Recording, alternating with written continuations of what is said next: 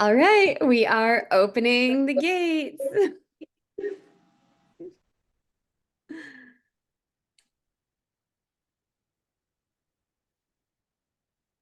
Yay. Welcome, welcome. Some wonderful familiar faces there.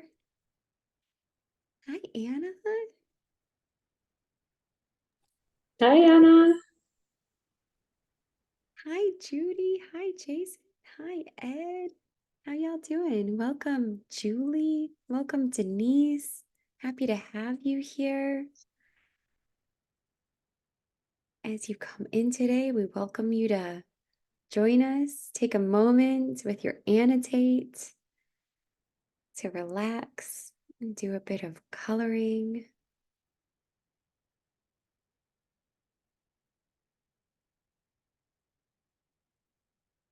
As others join us in this wonderful world of webinar.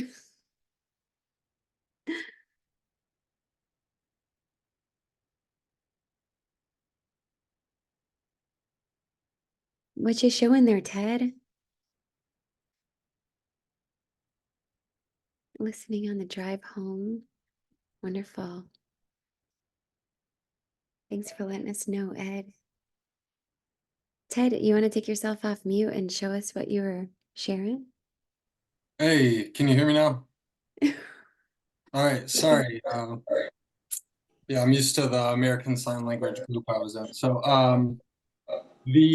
was brushing up on my Carol Dweck.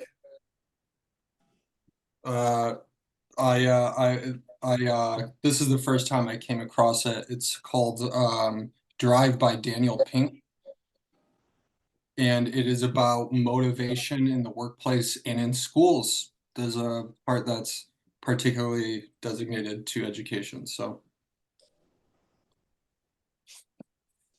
Awesome. Yes, I think Carol has got a quote in our presentation today. So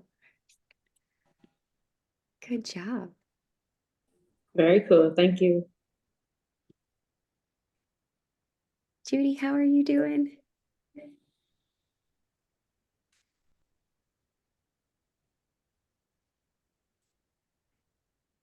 And Jason, thank you for joining us.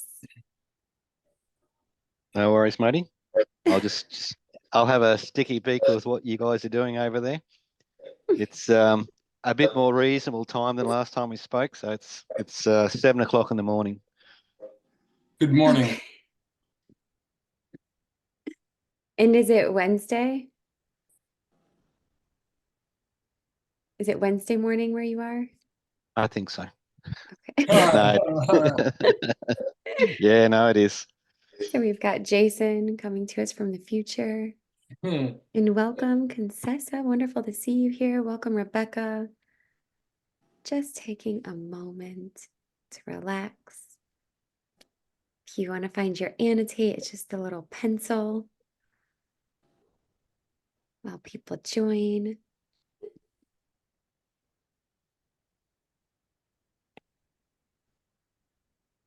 And Edel, I know you love when we attend webinars and then there are things you can take back with your students.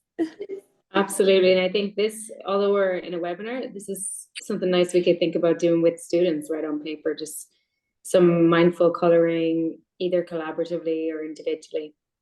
And something that we kind of take for granted is being simple, but it's really nice to pause and focus on doing it really well.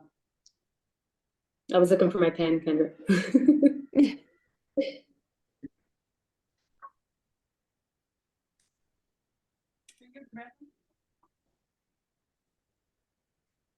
Yeah, and Edel reminded me with the mandalas that we do have some mandalas available in Kikori and some of our drawing activities. So we'll send those in our follow-up email as well. All right, so just gonna take like 30 more seconds as folks are joining to get your final colors on the page if you're interested. And Wonderful. All right. So welcome, welcome. Let's see.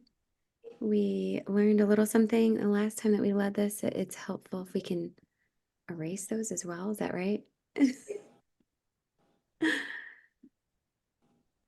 All right. So welcome. Thank y'all for joining us today at our Together Tuesday play shop. I am excited to be here with Edel Mooney, who is an amazing instructional coach and teacher. And just going to share a little bit about myself. I am Kendra Bostick. I'm one of the co-founders of Kikori, but I really see myself as a school social worker at heart. Growing up in Northern Michigan, I think experiential learning has really always been a part of my upbringing. And during my master's in a social work program, I attended the Association for Experiential Education, which introduced me to David Kolb's model of experiential learning. I've worked in many different types of settings, including working in Chicago and inpatient behavioral health hospitals, as well as a school social worker and in schools internationally. And throughout all of these, I saw the power of team building activities especially for my students whose strengths didn't always show up in a classroom. Over the past 4 years, I've dedicated to learning how to measure the effectiveness of the experiential learning approach through a doctorate at the University of New Hampshire. My professor specializes in adventure therapy, as well as building Kikori. And one of the most wonderful things about Kikori is the community, both here and internationally, that we've been able to build through our activities. So I'm super thrilled to introduce you to Edel, who actually met us through one of our Kikori play shops, I think maybe over a year ago, and has been working with me to tailor activities into playlists to support International Baccalaureate skills.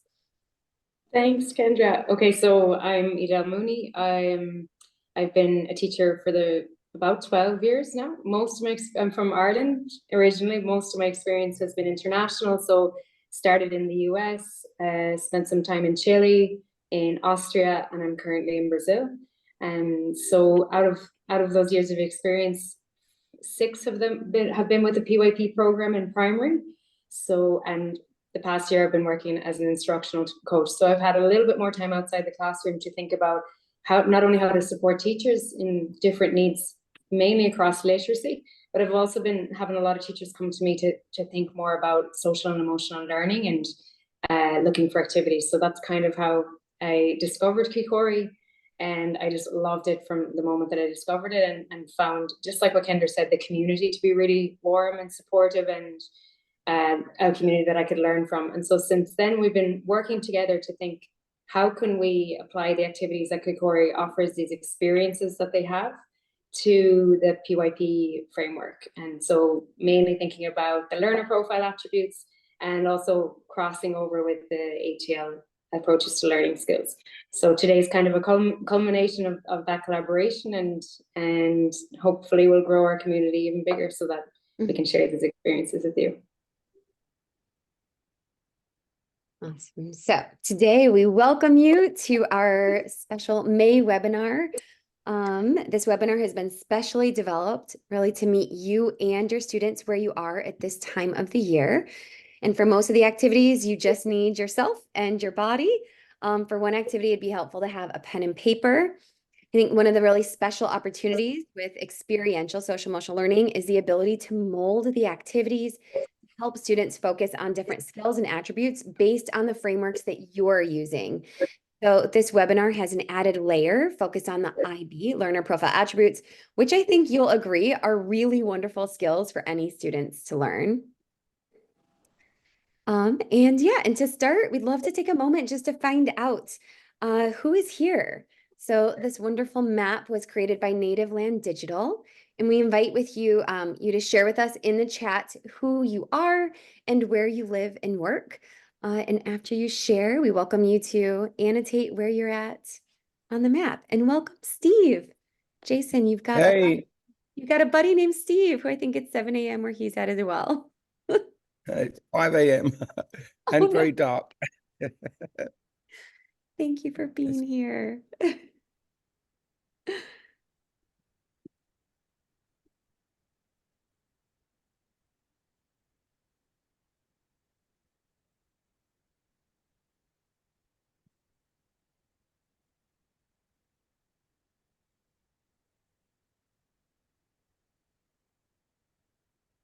Wonderful. Super nice to meet you, Rebecca.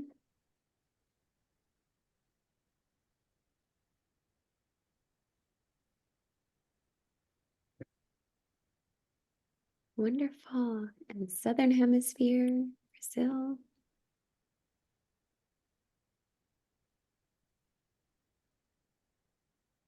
Denise, we've got a school social worker.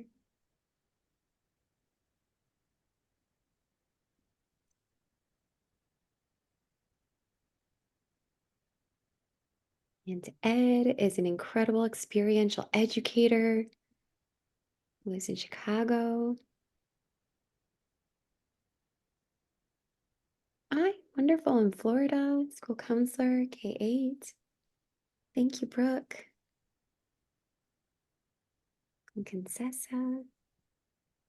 New York City, we've got a lot of states covered, a lot of like the country, the world. I love that because I think even if we're not working with PYP schools, I think the learner profile attributes are super nice to fit an international mindset group. And lots of different roles as well in schools. And this is the map if you ever wanted to explore that.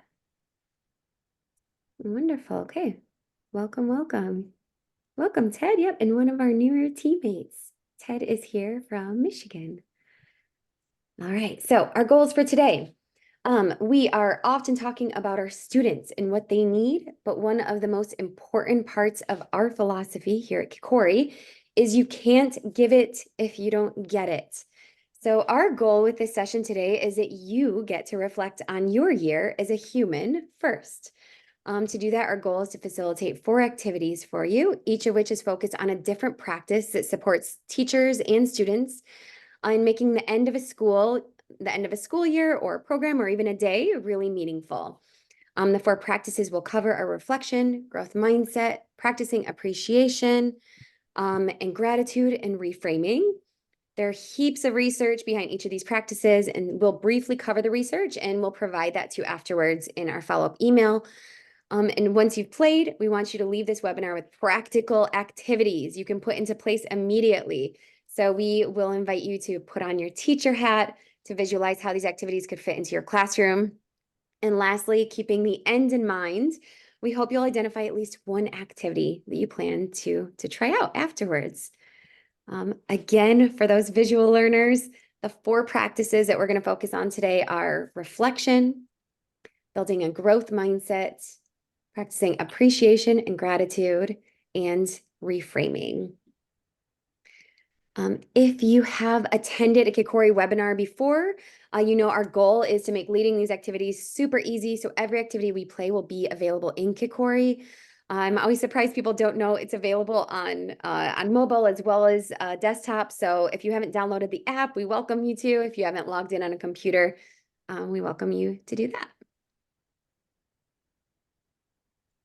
Okay, and now we're going to play. So to start, we want you to know this entire session is an invitation. And we really welcome you to join in whatever way best meets your needs. So in the experiential SEL world, we call this challenge by choice. You know yourself best. And if that means showing up today was your challenge, we welcome you. If that means, sharing your thoughts is your challenge, we welcome you.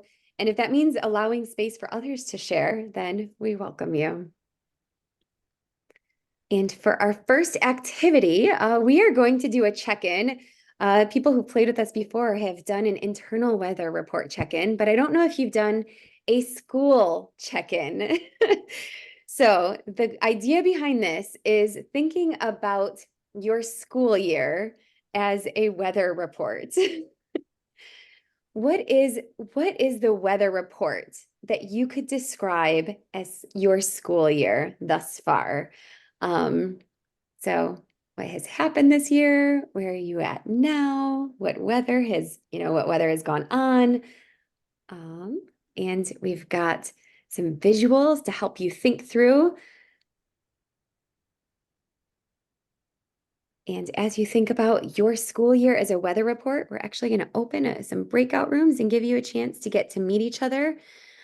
For our breakout rooms today, if you are not able to join a breakout room, which you do not need to have video on, but if you're not able and are not interested, we welcome you to just put an X before your name. So to do that, let's see, you just click on, I think, participants and your name. Just put an X there and we will not add you into a breakout room.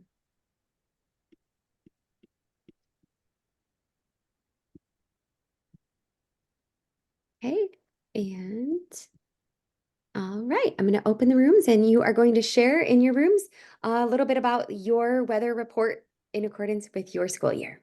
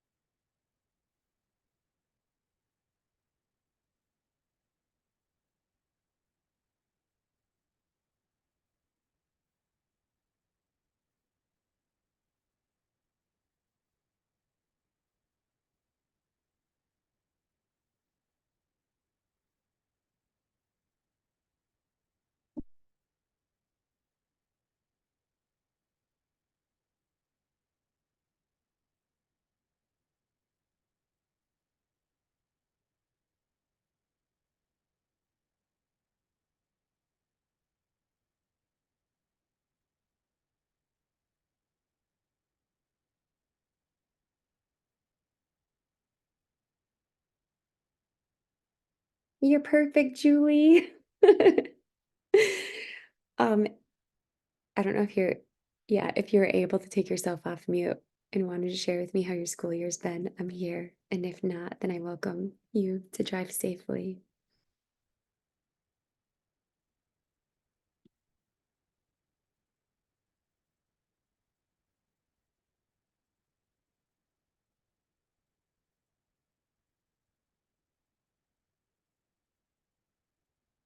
Hi, Maria. Welcome, welcome.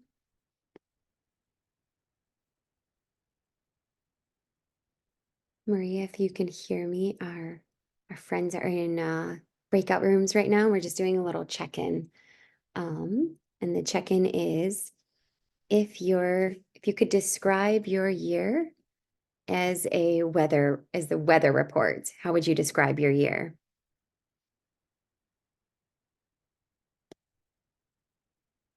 Hi, Concessa. Concessa, I can either add you back in or you can share with me your school year described as a weather report.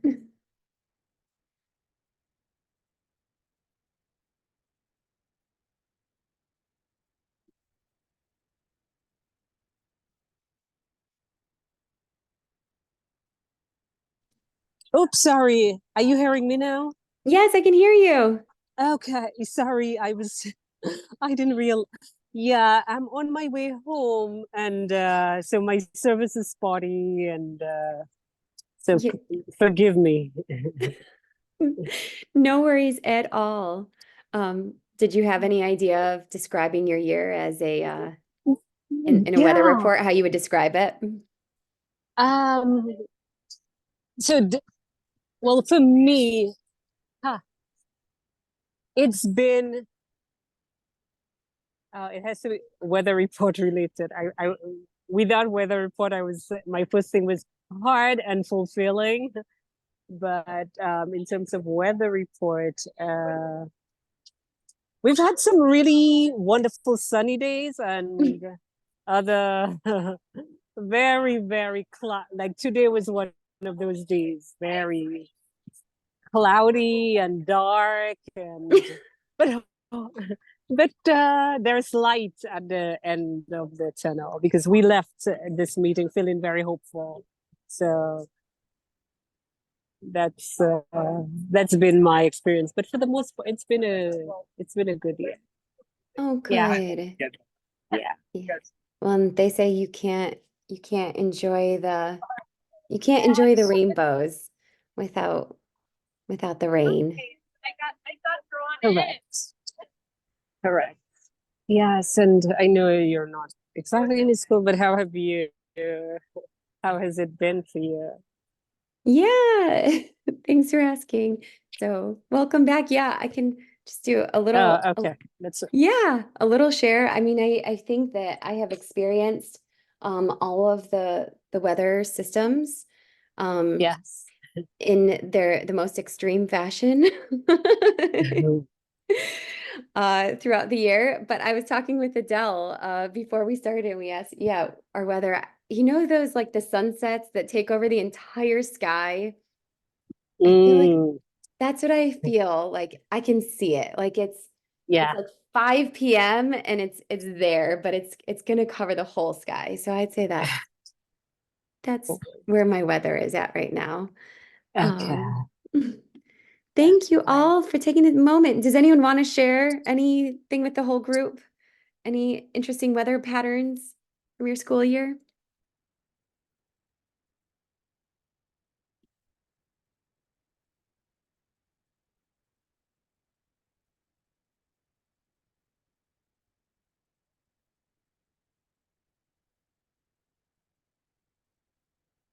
Any brave souls?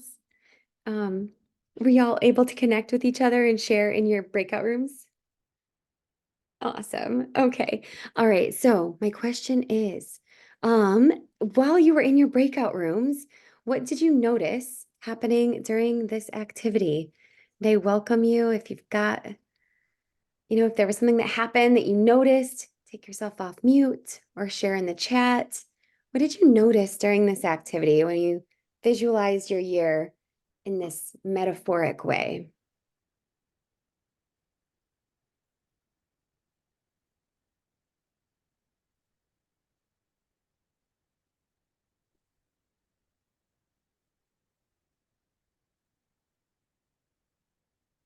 I can say. Yeah, that'd be Um, great. Sure. Well, I've been absent for a little while. So as I was in the group with Judy, I got the biggest welcome. And even though I'm sitting in the dark because there's no light here, but I have got internet, which is the most important thing. The other guy, sorry, I've forgotten your name, said I was handsome even in this light. So I got the best welcome. And we all shared our weather checks, which were very varied and different, but very good. Wonderful. So you got the chance to reconnect. Yeah, Judy.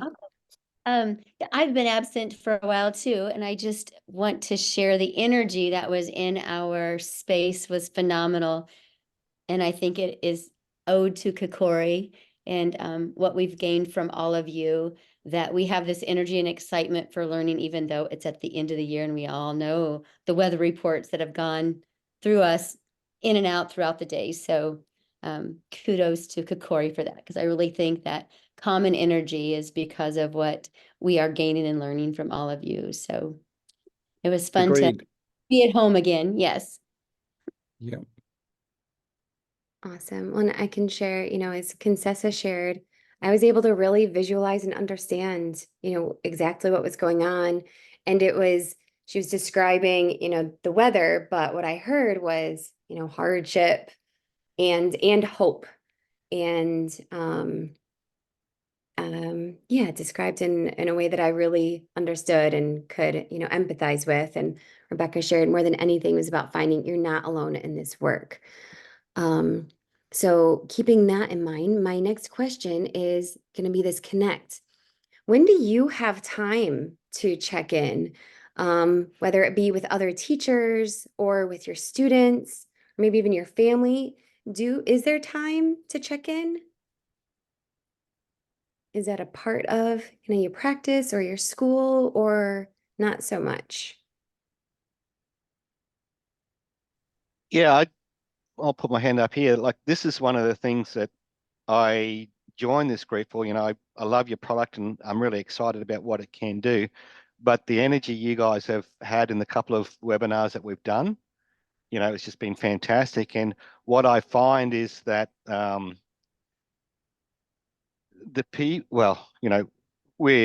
all around the world, but the like-mindedness and the passion that comes out through this space, it's really rare. And I think that's one of the things that, as a professional in this space that's trying to sort of break down barriers, it's critical for me to reach out and stay connected to people like yourself. So, you know, it's key to keeping my energy levels up, but it's difficult to find. Yeah, it's difficult. I agree. It's really difficult. And, you know, Rebecca said, unfortunately, most schools do not make time and space for connection between teachers. Again, which I attend amazing webinars, but a lot of times they're talking about all the things that we can do. And so that's why we really try to model that and create space. My next question is, what's the value of an activity like this? And can you see yourself leading a check-in, or does anyone here have any experience of using check-ins with the students to help them reflect on how they're feeling?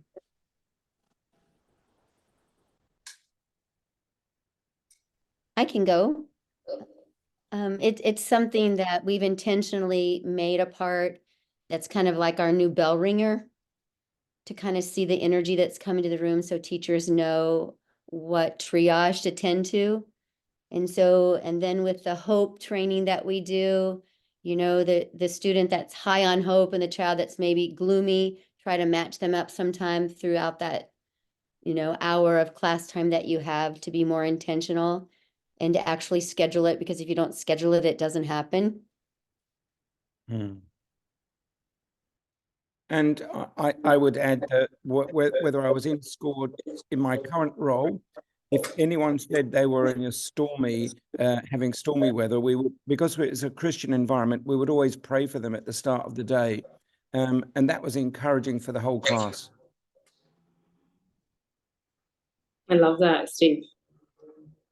And I think going back to the challenges of trying to implement these activities, I think we've mentioned that sometimes, unfortunately, schools don't make time to do it with teachers.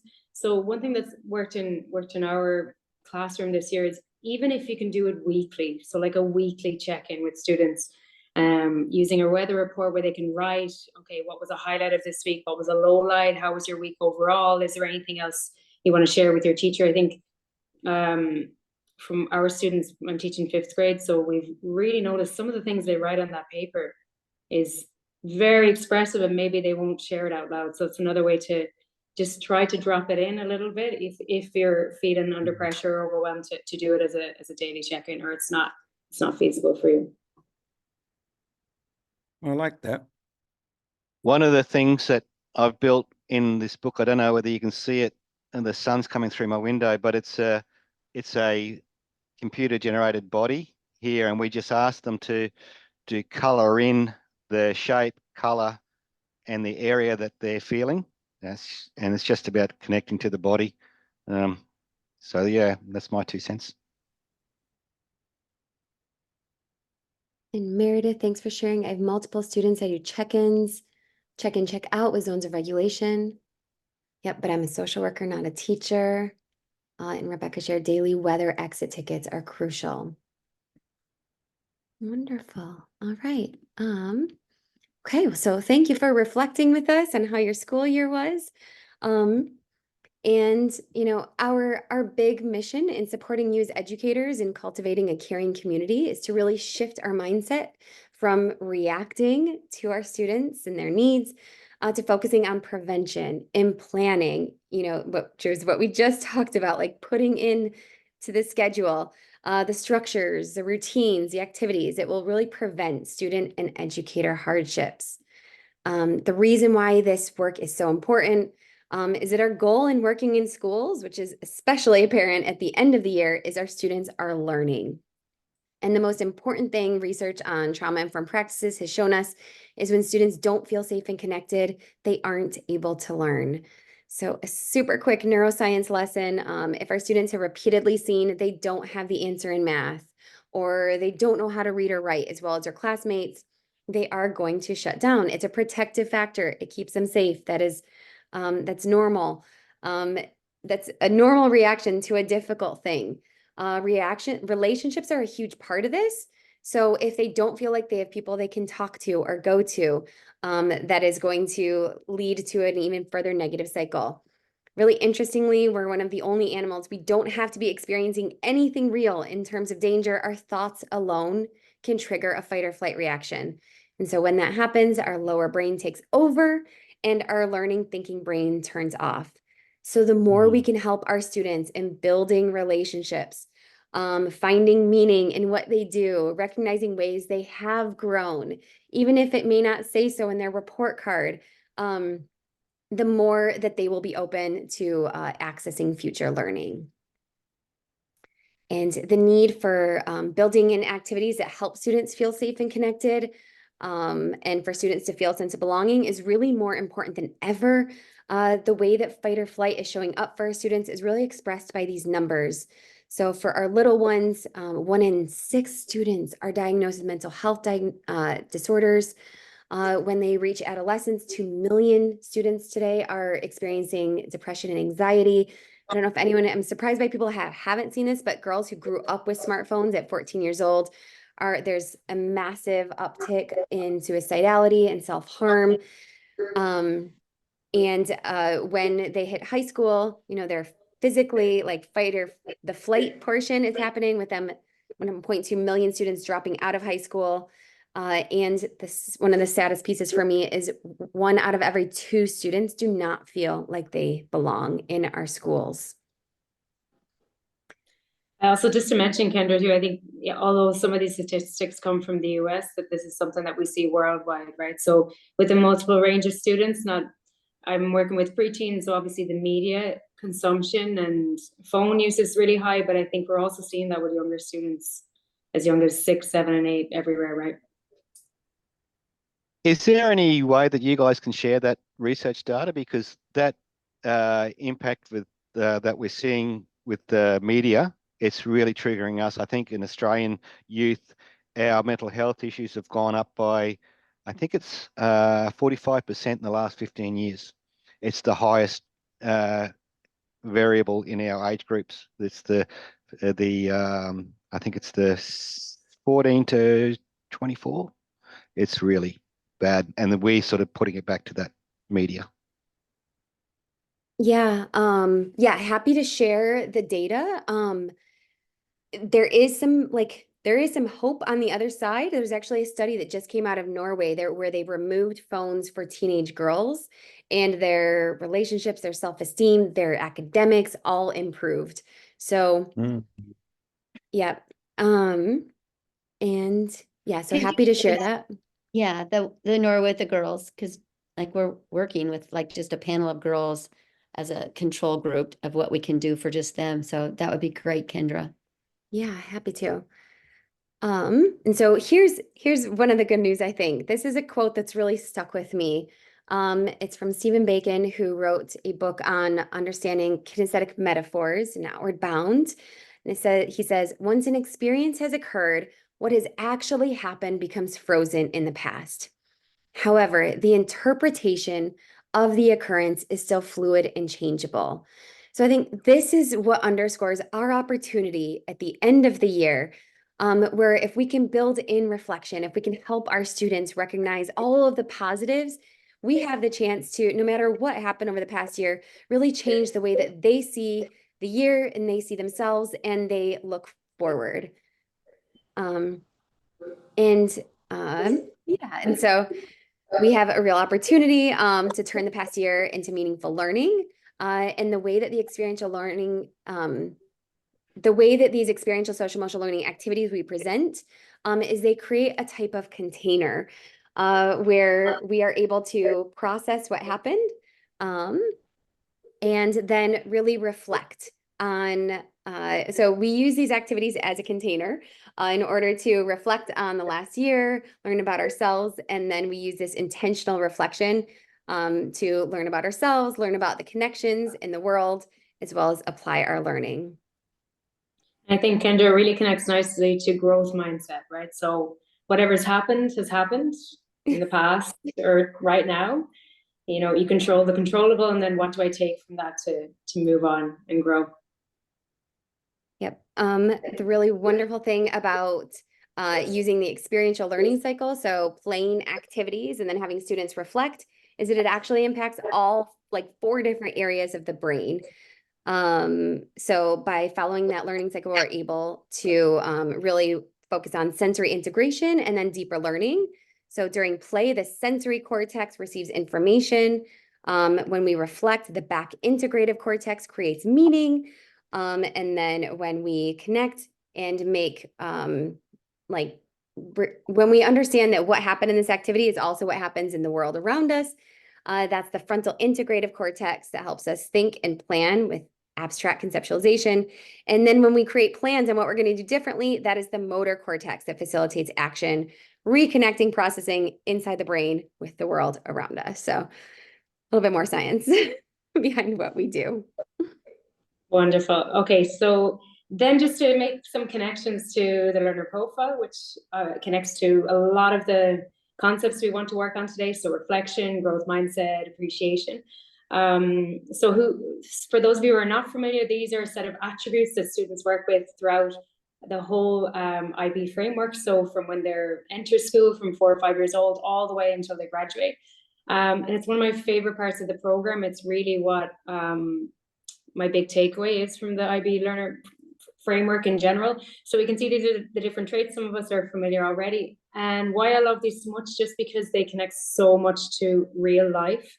Since working in PYP schools, I have started to reflect, okay, which one of these attributes do I embody most at the moment? Which one would I like to work on? It's really helped me reflect on kind of how I live my own life. And especially because what makes PYP schools unique is that they try to foster an international mindset. So when I think of an international citizen or citizens that we want to promote peace in this world, it's really important to have these sort of traits. So about being open-minded, balanced, reflected. And I think they fit so well with the activities that I've seen from Kikori, because they have a similar mission. And so we're going to play a couple of activities, and you might see these images. They're from Toddle. If you're familiar with PYP, you've probably worked with Toddle. So for each activity we play, the following ones, you'll see kind of which ones you can make those connections to. And I'm just going to read them off real quick, because I know there are a couple people who may not have screens in front of them. So these particular skills are helping our students become inquirers, open-minded, knowledgeable, caring, becoming thinkers, risk takers, communicators, balanced, principled, and reflective. And so now moving into our activities, our next activity is related to growth mindset. So Carol Dweck, who Ted was introducing us to earlier, says that growth mindset is based on the belief your basic qualities are things you can cultivate through your efforts. Although people may differ in every which way in their initial talents and aptitudes, interests, or temperaments, everyone can change and grow through application and experience. So this next activity is a classic. It's called comfort zones. And I think it's an activity, well, I don't want to give too much away, but the way that you play this, the way that we often play this activity in person with our students is we actually create on the floor using, like, you can use webbing or tape or any kind of perimeter. So you want to create a comfort zone in the middle. And then the next zone is your stretch zone or your growth zone. And then the furthest zone out is your panic zone. And one of the really special things with this activity is the movement piece itself. And so as you play, I hope that you're able to move with us today, or, think about which zone you're going to if you're driving or not able to physically move. But that's an important part of this activity. Super. Okay, so we're going to start with our comfort zone. And if you've played before, it's nice to think about this with a fresh experience. What's nice about it is that it's very reflective, so it might not be the same every time you play it. So with our comfort zone, that's really where we feel secure. We can see some words there: bored, stable. It's also somewhere where you fill your cup. There's low anxiety. So first way we're going to play this today is just to think of a person, place, or a thing that you think you would associate with your comfort zone. And so as we're sitting, as Kendra mentioned, it's really nice to try to do the movement with this. So as soon as you think that you have a person, place, or thing, or something that embodies your comfort zone, I invite you to move closer to the screen. And you can also share in the chat, or you can unmute if you'd like to share what your comfort zone is. What is something that describes it for you? This can be personal or even in your professional, in your school life also. Mm.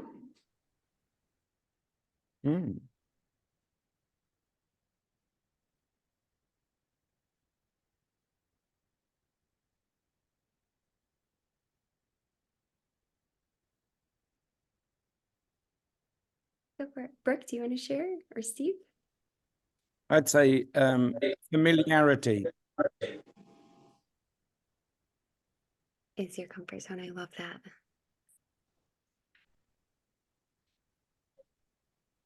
Brooke, I don't know if you want to share.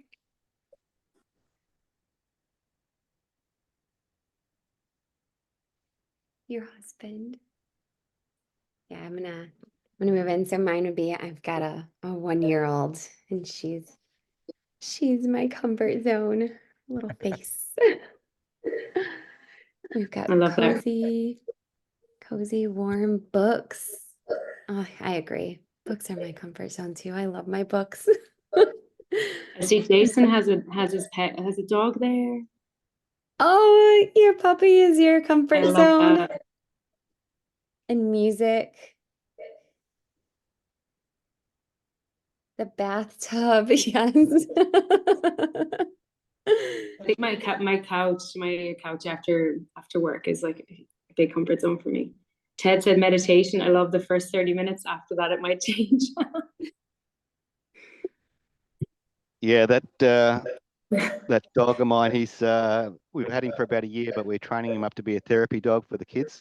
But I think he's good for me as well. And we got home. Wonderful. Agree with the couch after work. Me too. It's right there. Thanks for sharing, everyone.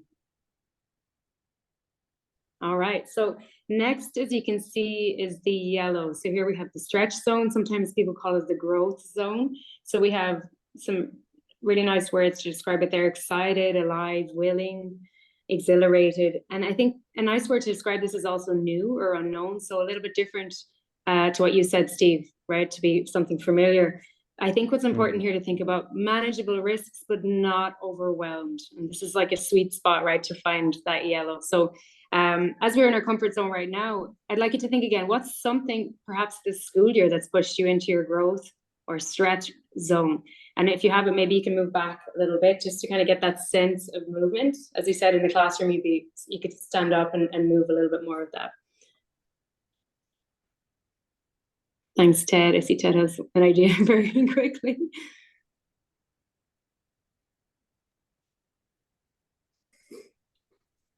Are we sharing? Are we sharing this, or are we waiting? Yeah, go for it.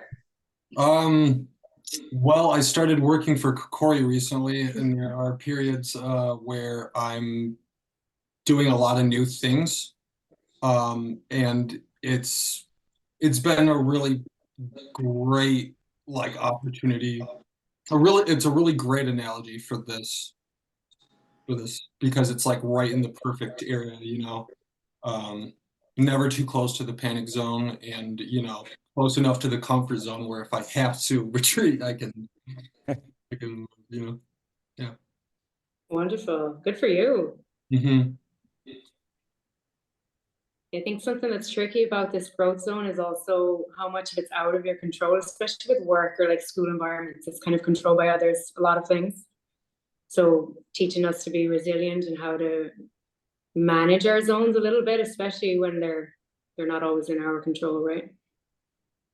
Yeah, I think that's exactly for me. It's just to be able to push myself, but know where my limits are, so that I don't go into that panic zone. Mm-hmm. Yeah, and I've often felt that when I'm taking students into that stretch zone, that if some of them are fearful, I would let them go with someone, with myself or with someone else, so it's not so fearful, but safe. Really And one nice. of the things that we do with the adventure therapy is we sit as a group and have an agreement that at any time that someone gets closer to that red zone, they tap out. And the whole community is about keeping that container safe for people to say, no, I need to step back. Mm. I love that. It connects to what Kendra said about challenged by choice, right?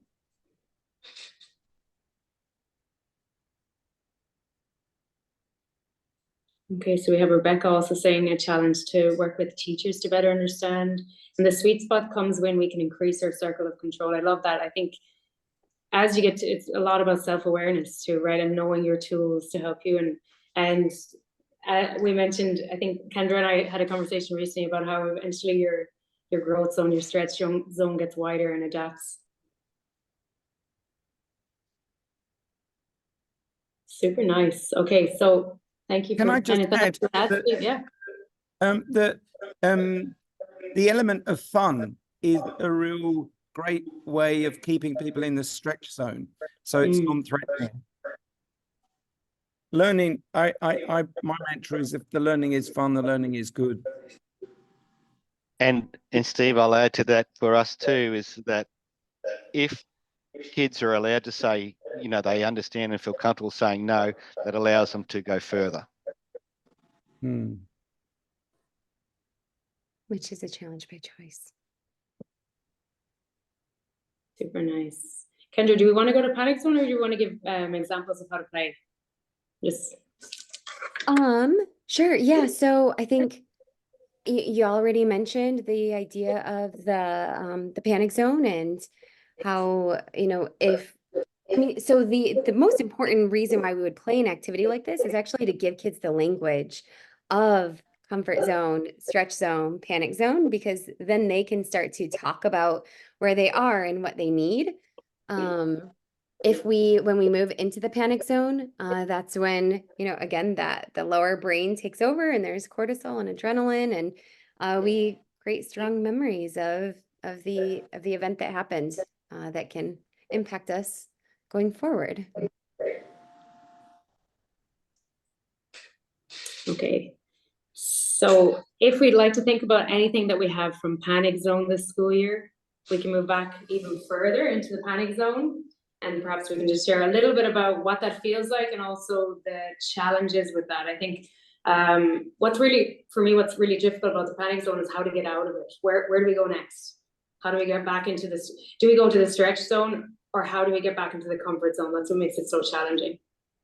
And so we can just think for a little bit, is there anything this year that's really pushed us into our panic zone? We can move a little bit and then perhaps share some insights.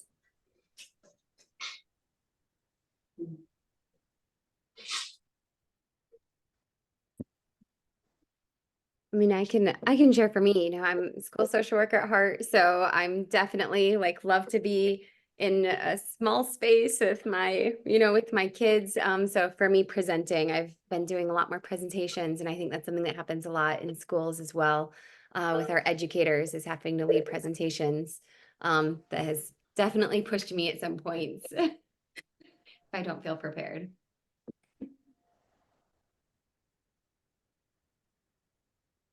Yeah, I had a bad experience, or a growing experience. One of my family members tried to commit suicide early this year, and I found them. So I was in a extremely panic zone for a little while, and it was one of the first times in my life that I felt like I'd lost all control.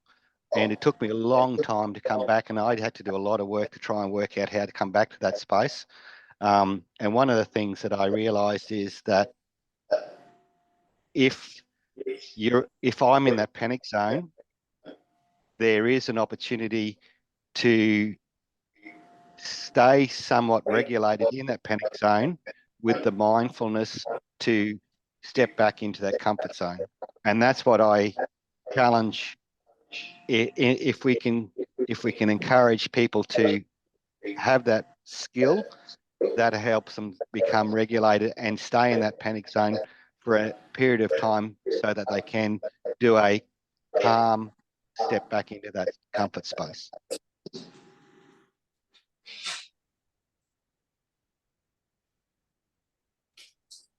Thanks for sharing, Jason. I can only imagine that was so difficult. But it's really, as we said in the beginning, it's really inspiring to meet people that are using these experiences and just trying to impact others also, not just keeping them to themselves, but sharing. If I may say, sometimes the simple value of time can be a way of going from panic into comfort. You take time out, and it can do the work for you.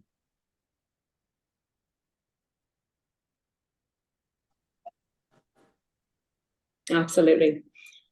Okay, so we've talked a little bit about comfort zone, stretch zone, panic zone. I love how much everyone's participating and sharing, so thank you so much for that. And so we're going to give some examples of how you could play this with your class or your group of young people or older people that you're working with. And so I will call out some prompts, and this is where I'd really invite you to move. So again, like we did in the beginning, if we feel it's something in our comfort zone, we can go here. If we feel like it's in our stretch zone, we can go here. If we feel like it's in our panic zone, we can go way back. And again, this is a challenge by choice, but if it's nice to move and get an experience of and imagine what this could look like for your group of people. So the first one is riding a roller coaster. Where is that? Is it in our comfort zone, stretch zone, or panic zone? You can also share in the chat if you don't have a camera. We have some comfort already. I think for me, it depends on the roller coaster. See, Jason, are you way back there? Yeah. Okay. We got you. So yeah, so now you can come back to the comfort zone. We're safe. I don't mind getting shot at in war zones, but I hate roller coasters. My dad does too. We had to leave. Okay, next one is sorry, Kendra. Cooking a meal. Where is that for you?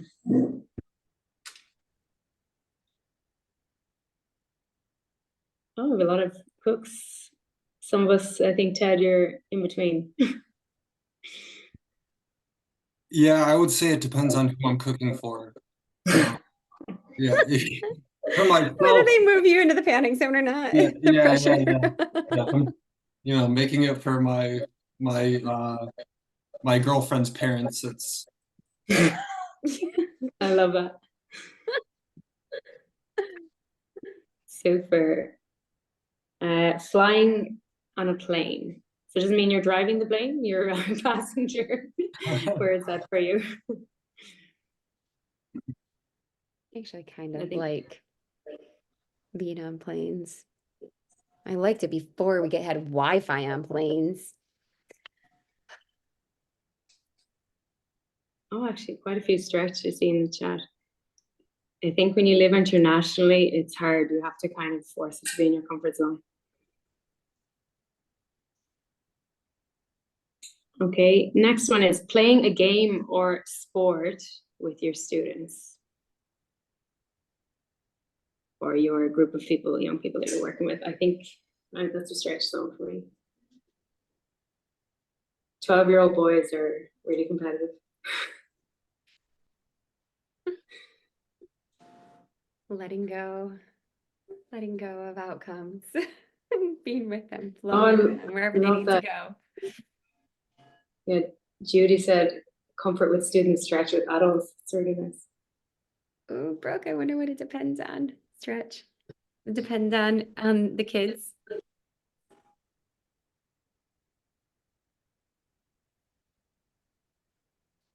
And the game. And the game that you're playing, that makes sense. 100%. Okay, next one we're gonna go to public speaking.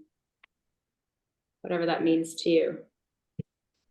Anna's in the panic zone.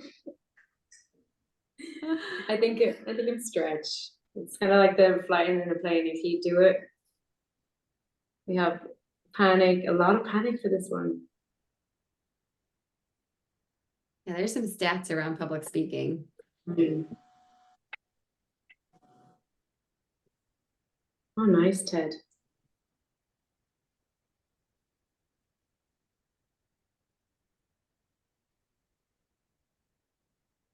All right, thank you. Speaking in a second language. So language that's not, I see Jason shaking his head, that's not your native language. in Australia, we've got two languages, it's English and Australian, and when I travel overseas, I struggle. But I lived in Libya for 2 years, so it was just gestures for 2 years. Very stretchy. Well, and that's when it's changed for me. It used to be, definitely used to be stretch. And for me, listening.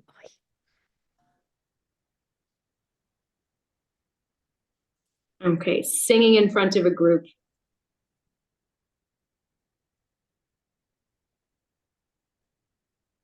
I love seeing the movement. Well done. Okay, so we have some panic. Panic, Brooke. It's a stretch for me.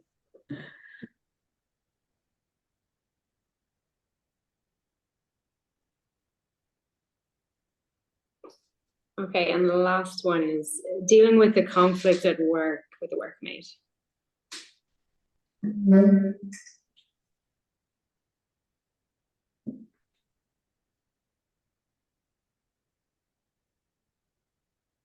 What was that? Can you say that again? What with the Sure, workmate? sure, Steve. Dealing with the conflict with somebody that you work with.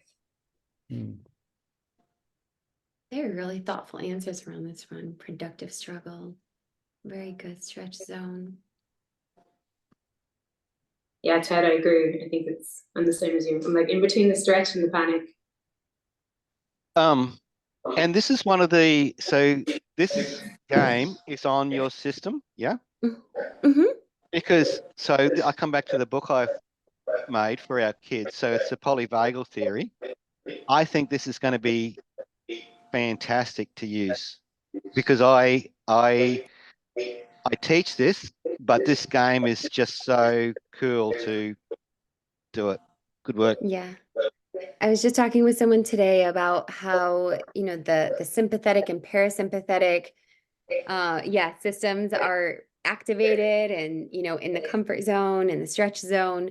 And I think one of the most important things that I've learned is the importance of the comfort zone. So a lot of folks are really focused on the growth zone and we've got to challenge ourselves. But I think, in the United States, especially, we don't value the comfort zone, but the only way that you can really rejuvenate and actually be able to stretch is by coming back. And so there's incredible value in both of those. And I think just looking at the time, so our next questions are really like, what did you notice? And my question to you is, when you had that strong reaction, was there an experience connected to it?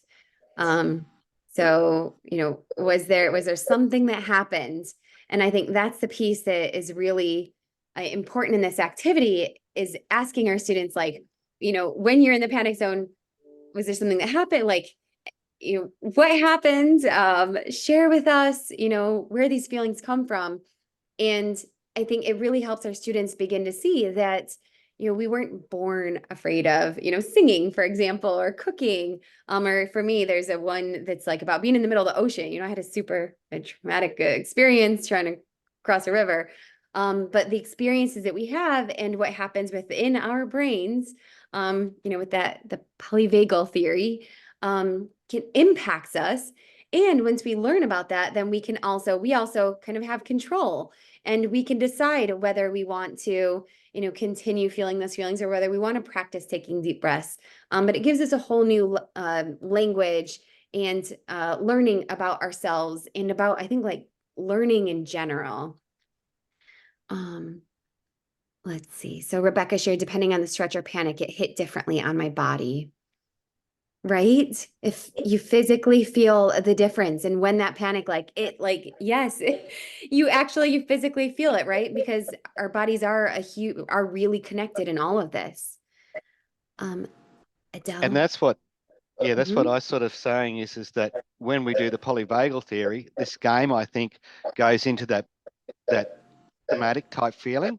And that's what we're trying to teach the kids, is that there is a bodily response as well as a mental response. And then there is physical things that we can do to our body or for our body to get it back to that regulated state. And can I jump on what Jason is saying?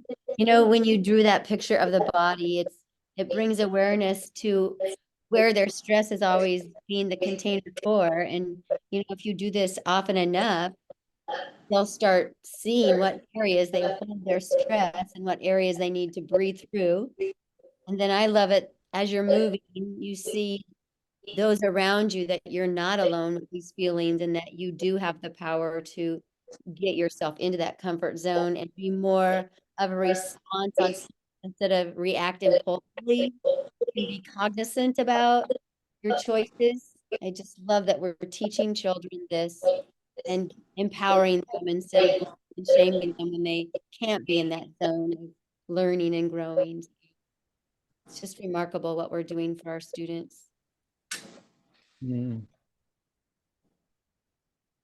And I find a lot of the broken guys have lost touch with their feelings.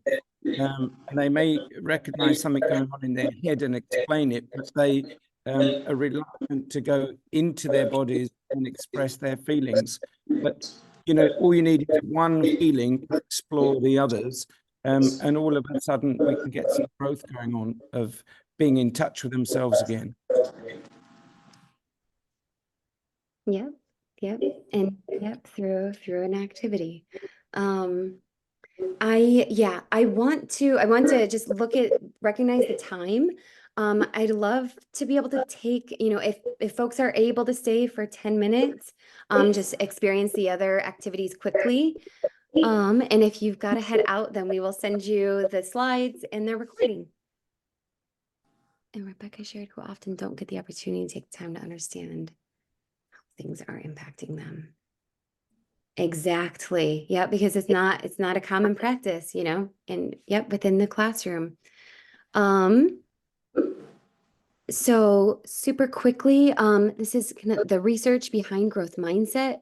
I really like this model because it shows you the difference between if a student believes their intelligence is fixed with a fixed mindset versus if they believe their intelligence can grow. So let's just share an example of a student receiving a poor grade on an assignment or exam. If they believe that their intelligence, it is what it is, they are going to believe cognitively, I'm stupid, I shouldn't even bother trying. Behaviorally, this results in decreasing their effort. Academically, they have diminished academic engagement and performance, which of course is negative outcomes reinforcing that they are not intelligent. However, if we help them believe that they can grow, they can learn, they're going to think, I haven't mastered this yet. I need to work harder, try a new approach. They're going to increase their effort and use positive learning strategies. They're going to have improved academic engagement and performance, and the positive outcomes will reinforce their growth mindset. So you can see how the cycles really go in, you know, can easily go in either direction. And this is a bit of the research as well on when students actually practiced the growth mindset concepts on how they improved on the nationwide achievement test. These are 10 ways to develop a growth mindset. Label your mindset. So I actually label, I have a growth mindset versus a fixed mindset, understanding the difference. Acknowledge the ways that you are growing. Celebrate the success of others around you. Seek feedback. Practice the power of yet. Challenge yourself. Understand where is my growth zone and baby steps. Embrace mistakes. You know, we say fail forward. Use gentle self-talk. Find mentors and models and set goals for yourself. Okay. All right. So I'm excited for folks who are here because this is one of my absolute favorite activities. And I think it's really special at the end of the year for you to get to experience this and thinking about your students or the people that you worked with over the past year. This activity is called Touch Someone Who, and it's typically played at the end of, again, either a program or a school year. And the way that you play is all the students in your classroom or your group are given playing cards. It can be any type of divider, but with playing cards are nice because there are 4 different groups that are formed. You would call hearts, for example, and students with hearts would stand up, and all of the rest of the students have their eyes closed. Then when those students with the heart stand up, you read off different prompts. So touch someone who, makes a difference in your class. Touch someone who has been a risk taker this year. Touch someone who believed in you. And then each different group of students is able to stand up and get to practice that. And the physical touch is what is really special. It's also an activity actually that you could play, throughout circle time over a week. The last week of school, for example, is a different group could stand up each day and practice. So it could be played in one session or spread out. Super. So this activity, I've played it with our students, and it really got us to reflect a lot, obviously linking into the learner profile attribute of being reflective and also caring. It was great to see them getting involved in a low stakes way. So sometimes they feel a little bit apprehensive of saying, oh, Kendra, you've been a good friend to me, or you've helped me with this. So just the having the eyes closed and just touching someone on the shoulder, it really, a lot of the students were eager to get involved. And so instead of, because we can't physically touch each other in a webinar setting, if you just have a pen and paper, we're going to reflect on our year. And I'm going to give us some prompts, and we can write down a name of someone. It doesn't have to be necessarily from work. It could be a person in your life this year. And we can just think about, the nice thing about this activity too is that you can adapt it, right? So Kikori have a lot of different prompts, but you can also create ones that are specific to your community, your class, your experience that you've had together. And so if you have a pen and paper, first one we're going to do is write somebody who you are grateful for this year. Name of somebody who you're grateful for. I'm also going to do it.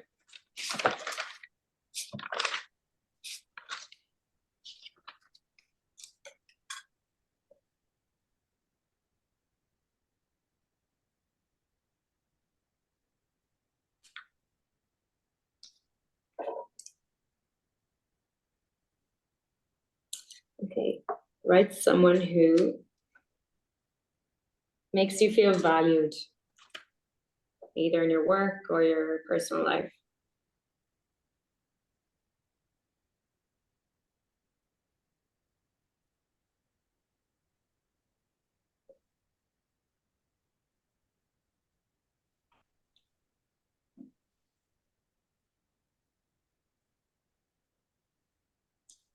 Write someone who has been a risk taker this year or recently.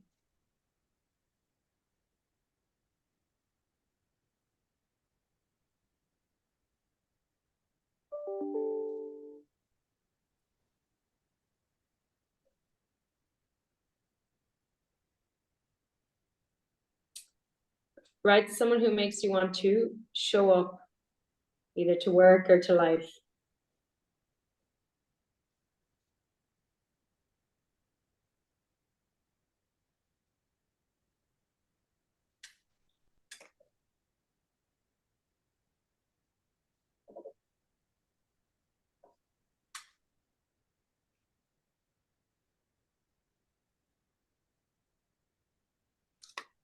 Write the name of someone who pushes you to grow. Maybe it's not always easy, but there's someone who pushes you.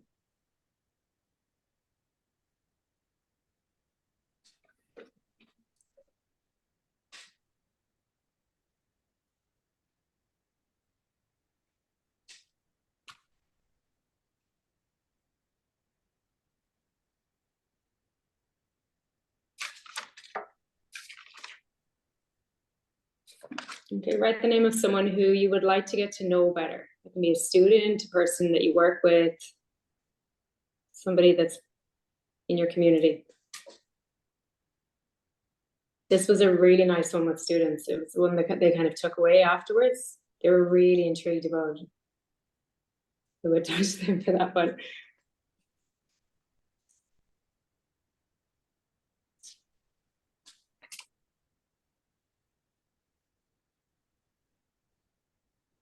Write the name of someone who has been open-minded in your life.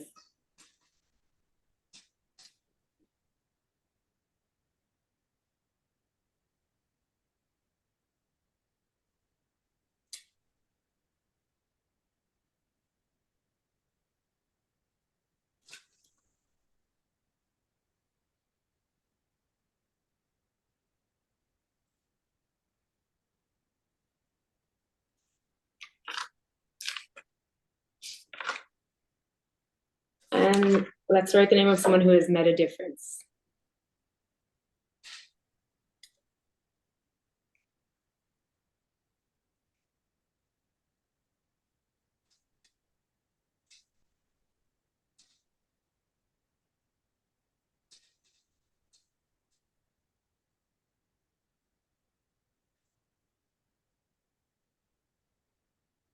Kendra, are there any others you'd like to add for today that you think are fitting? I was taking it one step further and actually sending the messages to people. So this is something really nice. After we did this with students, we did have a conversation about how we can connect this to being a communicator, because that's also a learner profile attribute, and telling people more often, right, things that we feel about them. So it's a really powerful activity to do, and like the energy in the room is really powerful. So I love it. I feel like the last one would be touch someone who it inspires you daily. Like inspires you to be a better person.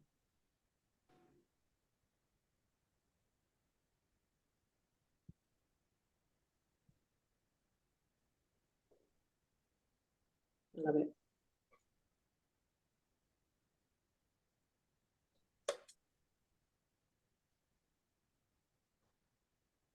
If anyone is open to sharing, how was this for you? Yeah, I'll have a crack. I found this quite difficult, and it's a really good lesson for me because one of the ones I've got in the book here from you guys is the art of appreciation. So we've got it at the end of our 5-day experience, and it's about, we circle up, we have one in the center, and then each child comes up, puts a hand on the other person and says something kind about them that they've seen over the last 5 days. So I found that one, and I've done that one in a workshop myself. I've participated in that. I found that one quite easy, and and you can quite easily get out of it. So, you helped me make my coffee, so thank you. But I found this very difficult because sometimes when you requested a person to come to mind, I couldn't. And I sort of went, and I sort of had a little bit of negative feeling for it. So to play this game with kids, I need to have that in my mind when I play it.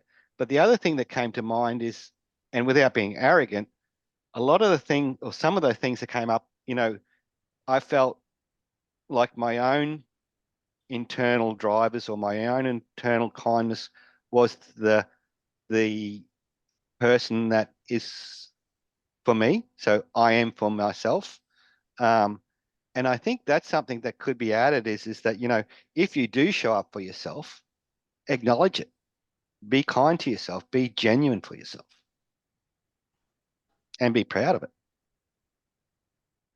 Yeah, I really appreciate you sharing that. And I feel like that hits home why it's so important for us as adults to play. And not put the box of SEL curriculum. Like it could be a great box. It really could. There are wonderful things about that happen in that teaching, but that is exactly like us experiencing those things. And what about the kids who haven't connected with someone else? Who don't have somebody that inspired them. So that is such a good reminder and thank you for sharing that and why it's so important for us to play. A lot of times in these activities, I'm like, oh gosh, I'm bossy or like these different feelings come up and that's because we're all humans in this world, whether, from 8 to 99. So I feel it's a really good reminder. I feel that what you guys just said was a perfect segue for what this made me think of. In an interview with one of my former mentors at the Milton H. Erickson Foundation, we were discussing what helps form our perceptions of reality. And the short answer is that it's mostly emotion based. I think that's something a lot of us know. It's, less objective. But most of all, the most convincing thing to the way we experience reality is other people's is the reality other people are seeing.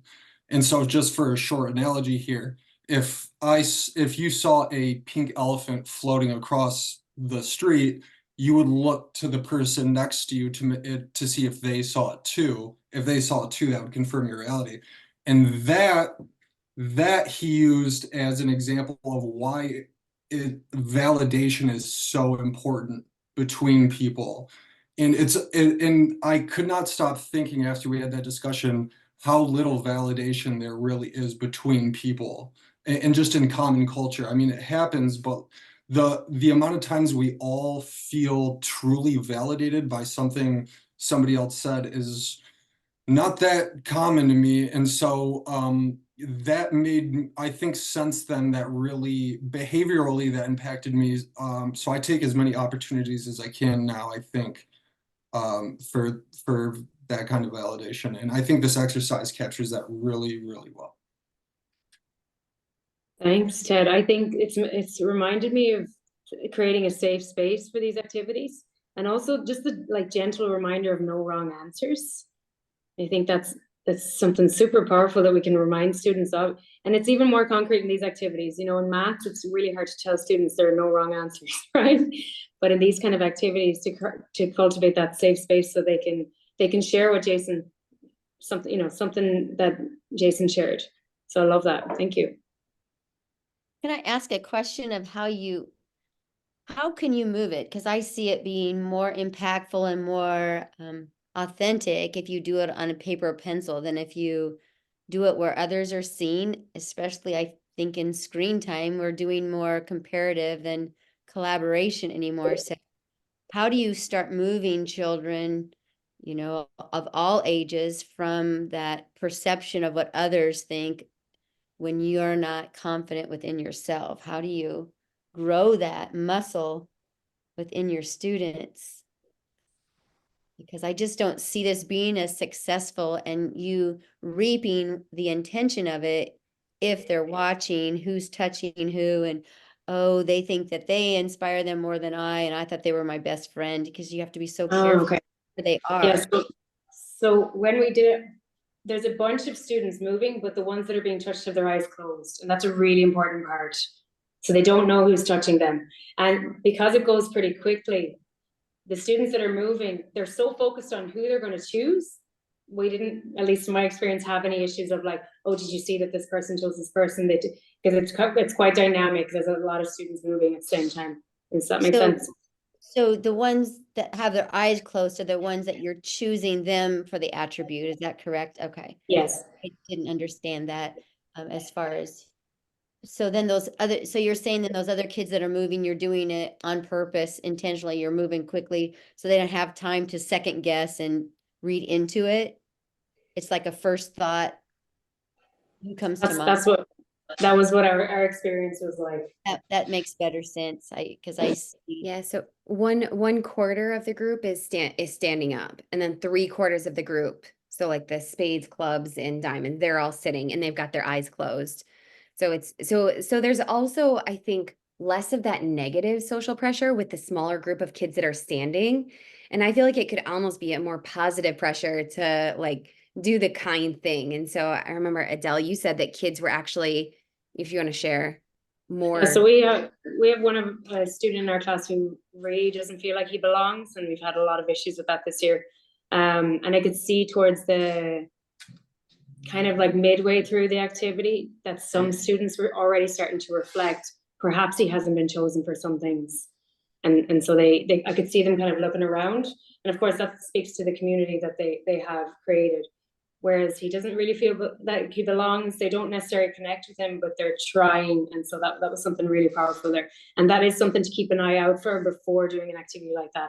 So when creating the prompts, to create a variety where you feel like people, most members of your community will be chosen.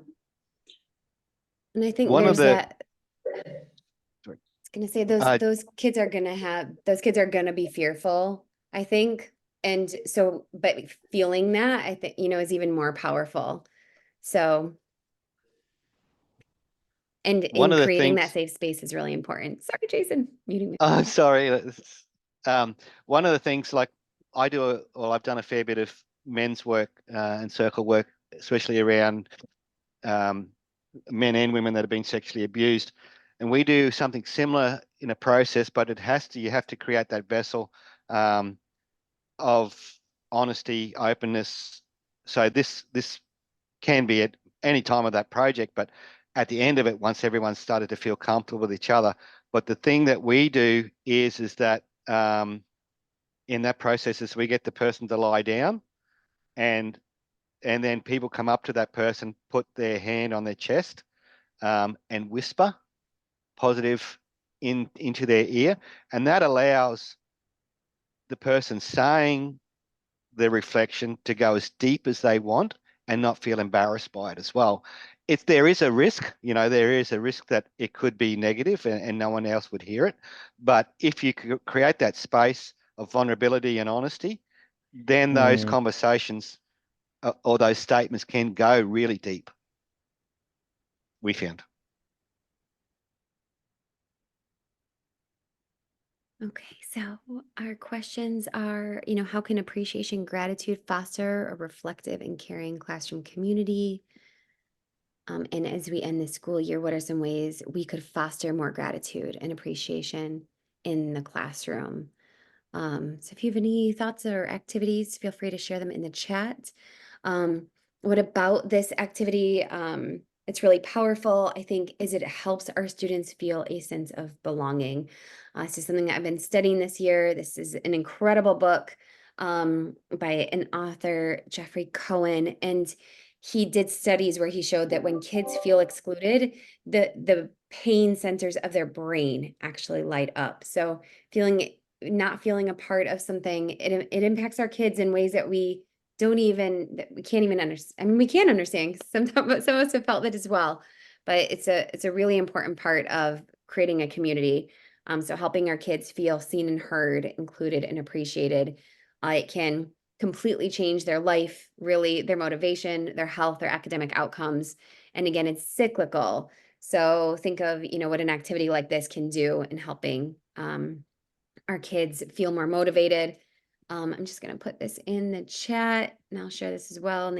And this is like, I don't know, 100,000 pieces of research around why gratitude is really important. 88% of people say expressing gratitude to their colleagues makes them feel happier and more fulfilled. So I feel like that's the, experiencing gratitude is one thing, but giving it, those kids that put their hand on the student that really needed it, they're also impacted by this. And let's see, so that's the activity itself. Okay, so last but not least is this idea of reframing. So reframing is deconstructing and reconstructing memories. So calling up memories changes them for better or for worse. To reconstruct the old memories, you first need to deconstruct with a calmer emotional state and more constructive thoughts. So they'll be stored with new associations that reduce their reactivity. So even, kind of what we just did, playing that activity. But if you're able to think about, those panic zones and actually take deep breaths, you can restore those memories in a way that it doesn't trigger you so severely. If instead of feeling escalated every time you recall an upsetting incident, you learn to relax your body and slow your breathing, you can actually begin to lower your autonomic default response. So this is why going back to re-experience difficult memories when you're in a safe environment can reduce the impact of difficult memories. Revisiting them in a safe, loving environment connects the bad memories to comforting traces and helps you calm yourself. So that's the idea behind this work. And reframing events helps you build joint problem-solving skills and reduce the sensitivity of the issues you may not have been able to handle the first time around. So in a sense, you're defusing landmines in your past that have ended up triggering you repeatedly in the present. So that's a lot of really deep information. But with that, we are going to do one final activity. And this is using these amazing cards called Climber cards. This is a specific set of cards that have been created by Amy Climber, who's actually one of the first people that taught me how to use art to reflect in different metaphoric ways.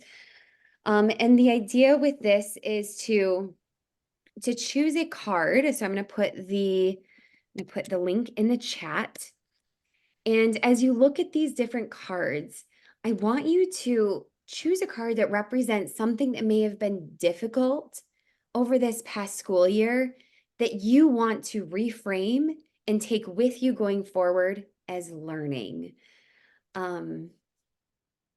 So I invite you to click into this link and look at the cards and pick a card that represents something that may have been your growth zone or potentially even your panic zone, but you want to take ownership of and see the beauty in and reframe to help you grow for your future. So this is one that I haven't done with students yet, but I'm excited to try it, or even something similar. And as we have there, it connects to being a thinker, right? Because it is a more visual activity, and also connects to being creative. So I create those creative thinking skills and communicating in a different way, like Kendra said, through art. So we've mentioned today some activities where you move to communicate, possibly where you write to communicate, you touch to communicate, and this is like another one where you communicate through a picture. So I think it can be really powerful.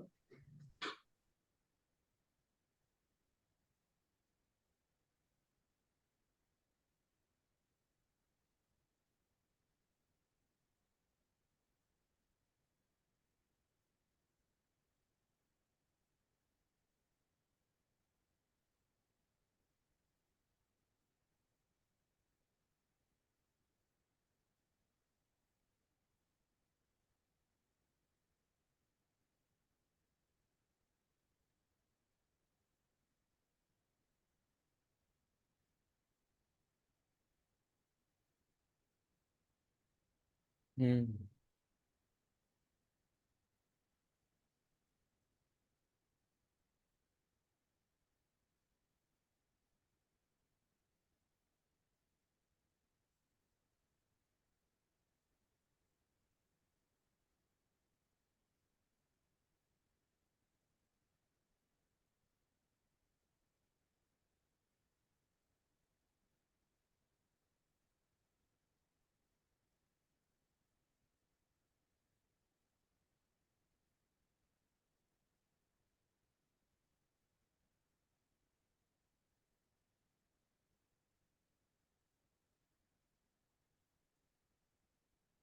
You're so welcome.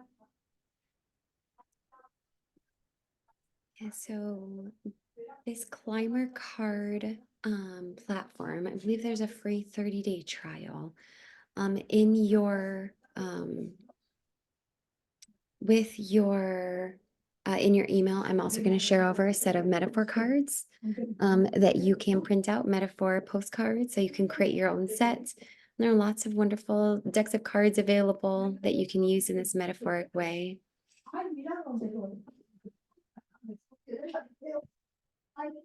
Oh, I love that. Thank you, Steve. Wonderful. All right. And Thanks, Ted.